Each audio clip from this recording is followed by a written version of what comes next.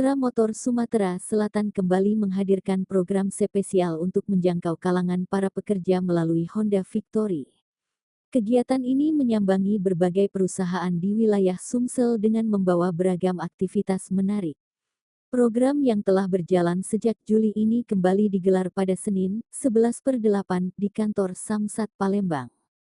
Sebelumnya di bulan Juli, Honda Victory hadir di berbagai perusahaan, seperti di Trek, Dinas Perhubungan Oki, Dinas Perkintan Sumsel, Dinas Perkebunan Sumsel, Indosat, PT PNM serta RS Ernaldi Bahar.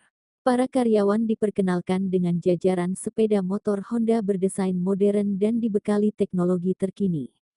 Mereka juga berkesempatan merasakan langsung sensasi berkendara menggunakan sepeda motor listrik unggulan Honda melalui unit test ride yang tersedia. Marketing Manajer Astra Motor Sumsel Antovani Justisia menyatakan bahwa program ini menjadi upaya Astra Motor Sumsel untuk senantiasa hadir lebih dekat dengan masyarakat Sumsel.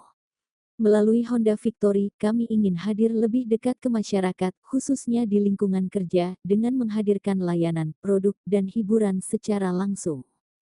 Harapannya, kegiatan ini tidak hanya memberikan informasi, tetapi juga menjadi pengalaman menyenangkan bagi para mereka, jelasnya.